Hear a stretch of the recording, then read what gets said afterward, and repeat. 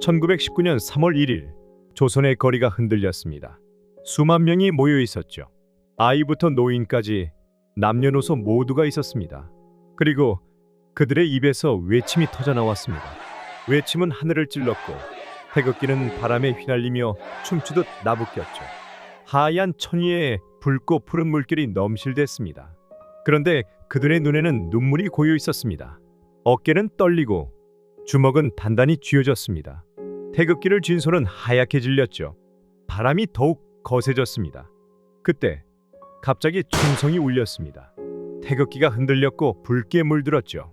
한 사람이 쓰러졌고 그의 손에 쥐어져 있던 태극기는 떨어졌습니다. 그러나 그 뒤에서 또 다른 누군가가 피 묻은 태극기를 집어들었습니다. 그리고 망설임 없이 높이 들고 외쳤습니다. 외침은 멈추지 않았습니다. 쓰러져도 피 흘려도 계속됐습니다. 그날 조선 전역에서 100만 명이 거리로 나왔습니다. 아이도 노인도 남자도 여자도 모두가 외쳤죠. 그러나 이 외침은 우연이 아니었습니다. 단순한 시위가 아니었죠. 1919년 3월 1일 이 거대한 외침은 조선의 운명을 바꾼 역사적 전환점이 되었습니다. 그렇다면 이 모든 것은 어디에서 시작된 걸까요? 오늘은 3.1 운동이 어떻게 시작되었고 왜 기억해야 하는지에 대해 이야기해 보겠습니다. 3.1 운동은 갑자기 일어난 사건이 아니었습니다. 수십 년 동안 쌓여온 억압과 절망, 그리고 변하지 않는 희망이 폭발한 순간이었죠. 그 시작은 세계의 변화에서 비롯됐습니다. 1918년 1월 8일 미국 대통령 우드로 윌슨은 연설에서 민족 자결주의를 발표했습니다. 각 민족은 스스로의 운명을 결정할 권리가 있다. 이 말은 전 세계 식민지 국가들에게 희망의 불씨가 되었습니다. 조선도 예외는 아니었죠. 특히 일본에 유학 중이던 조선 청년들의 마음에 불이 붙었습니다. 우리도 독립할 수 있다. 우리도 자유를 외칠 수 있다. 하지만 이 희망은 곧 어두운 현실에 가려졌습니다. 1919년 1월 21일 대한제국의 초대 황제 고종이 갑자기 세상을 떠났습니다. 일본은 고종이 병사했다고 발표했습니다. 그러나 사람들은 믿지 않았습니다. 고종이 독살당했다. 이 소문은 조선 전역으로 퍼져나갔습니다. 분노와 슬픔이 뒤섞인 소문은 조선인의 마음속에 불씨를 심었습니다. 고종의 죽음은 단순한 왕의 죽음이 아니었습니다. 조선의 자주권이 완전히 사라졌다는 것을 의미했죠. 그리고 그 불씨는 외침이 되었습니다. 1919년 2월 8일 일본 도쿄 조선 유학생들이 한자리에 모였습니다. 이들은 단순한 학생들이 아니었습니다. 조선의 미래를 걱정하며 독립을 꿈꾸던 청년들이었죠. 그날 그들은 외쳤습니다. 조선은 독립국이다. 조선인은 스스로의 나라를 가질 권리가 있다. 이것이 바로 28 독립선언이었습니다. 그러나 그들의 외침은 곧 일본 경찰에 의해 짓밟혔습니다. 선언문이 낭독되자마자 일본 경찰은 유학생들을 체포했고 독립선언서는 찢겨나갔습니다. 그러나 그들의 외침은 멈추지 않고 조선 전역으로 퍼져나갔습니다. 그리고 거대한 불길이 되었죠. 1919년 2월 25일 천도교, 기독교, 불교 지도자들이 모였습니다. 종교와 신념을 뛰어넘어 33인의 민족 대표가 결집했죠. 그들은 결심했습니다. 폭력을 쓰지 않는다. 피를 흘리지 않는다. 오직 평화로운 만세운동으로 조선의 독립을 외친다. 그리고 마침내 1919년 3월 1일 민족 대표 33인은 태화관에서, 일반 시민들은 서울 탑골공원에서 독립선언서를 낭독했습니다. 우리는 이에 우리 조선이 독립한 나라임과 조선 사람이 자주적인 민족임을 선언한다.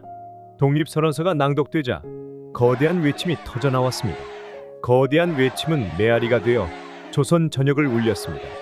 학교에서, 시장에서 남녀노소 할 것 없이 거리로 나와 독립을 외쳤습니다. 비폭력 시위였지만 그 외침은 거대한 파도가 되어 일본의 통치에 맞섰습니다. 218개 시군에서 100만 명 이상이 참여했습니다. 조선 역사상 최대 규모의 저항 운동이었죠. 그러나 일본은 이를 용납하지 않았습니다. 군대와 경찰을 동원해 잔혹한 탄압을 시작했습니다. 곤봉과 총검이 휘둘러졌고 총탄이 날아들었습니다. 수많은 사람이 쓰러졌고 거리는 피로 물들었습니다. 그러나 그 누구도 물러서지 않았습니다. 쓰러진 사람의 자리를 또 다른 이가 메웠습니다. 태극기를 다시 들어올리며 외쳤습니다. 이 외침은 단지 저항이 아니었습니다. 조선을 되찾겠다는 의지였고 스스로의 운명을 결정하겠다는 선언이었습니다. 그리고 이 외침은 조선의 운명을 바꾸는 거대한 전환점이었죠. 1919년 4월 11일 중국 상하이에서 대한민국 임시정부가 수립되었습니다. 3.1운동은 단순한 시위가 아니었습니다. 조선의 독립의지를 세계에 알린 선언이었죠. 그리고 그 의지는 대한민국 임시정부로 이어졌습니다. 대한민국 임시정부는 조선인의 독립의지를 대표하는 최초의 민주공화국 정부였습니다. 임시정부의 수립은 조선의 독립운동을 조직화했습니다. 해외 독립운동가들과 연대하며 국제사회의 독립을 호소하게 만들었죠. 그리고 3.1운동의 영향은 조선 내부에도 거대한 변화를 가져왔습니다. 일제는 3.1운동의 거대한 저항에 두려움을 느꼈습니다. 그래서 통치 방식을 바꿨습니다. 직접적인 폭력 통치에서 회유와 선전으로 방향을 바꿨죠. 신문 발행을 일부 허용했습니다. 문화적 자유를 허용하는 척했습니다. 그러나 그 이면에는 일제의 지배를 정당화하고 민족 분열을 조장하려는 속셈이 있었습니다. 하지만 조선인들은 속지 않았습니다. 오히려 민족의식이 더 강해졌죠. 그리고 문화운동과 계몽운동이 일어났습니다. 1920년대 신간회와 같은 항일단체가 생겨났습니다. 청년운동, 여성운동, 노동운동까지 각계각층에서 저항이 이어졌습니다. 3.1운동은 조선인의 마음속에 민족의 자부심과 독립의지를 깊게 새겼습니다. 그 외침은 조선의 민족운동을 일으켰고 독립운동의 불씨가 되었죠. 그리고 3.1운동의 외침은 조선을 넘어 세계로도 퍼져나갔습니다. 조선의 외침은 바다를 건너 중국의 오사운동을 촉발시켰고 인도, 필리핀, 이집트 등 세계 각지의 독립운동에도 희망의 불씨를 던졌습니다. 3.1운동은 세계 최초의 비폭력 저항운동으로 기록되었고 민족 자결주의와 민주주의의 이념을 세계에 알렸습니다. 조선의 외침은 세계 독립운동에 영감을 주었고 항일운동과 반제국주의 투쟁의 불씨가 되었습니다. 3.1운동은 단순한 과거의 사건이 아니라 지금도 계속되고 있는 싸움입니다. 여전히 일본 내 일부 교과서에서는 한일 병합을 미화하거나 독립운동을 부정적으로 서술하는 내용을 담고 있습니다. 일부 역사 교과서에서는 한일 병합이 조선인들의 동의 아래 이루어졌다고 기록되어 있습니다. 또한 조선의 독립운동가들을 폭도라고 칭하기도 하죠. 물론 일본 내에서도 이를 비판하는 역사학자와 시민단체들이 존재합니다. 그러나 왜곡된 역사가 계속 후대에 전달되는 현실도 여전합니다. 그렇기 때문에 우리는 3.1절을 기억해야 합니다. 3.1절은 단순한 공휴일이 아니라 우리 역사를 바로 세우는 날입니다. 그리고 그날의 희생을 결코 잊지 않겠다는 다짐입니다. 그날 총칼 앞에서도 물러서지 않았던 그 외침은 두려움을 넘어선 용기였고 포기하지 않는 희망이었습니다. 우리는 그 외침 덕분에 자유로운 대한민국에 살고 있습니다.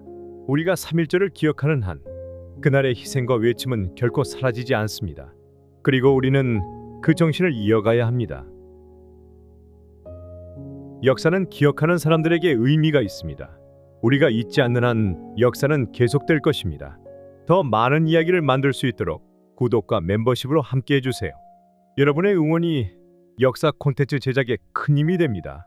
감사합니다.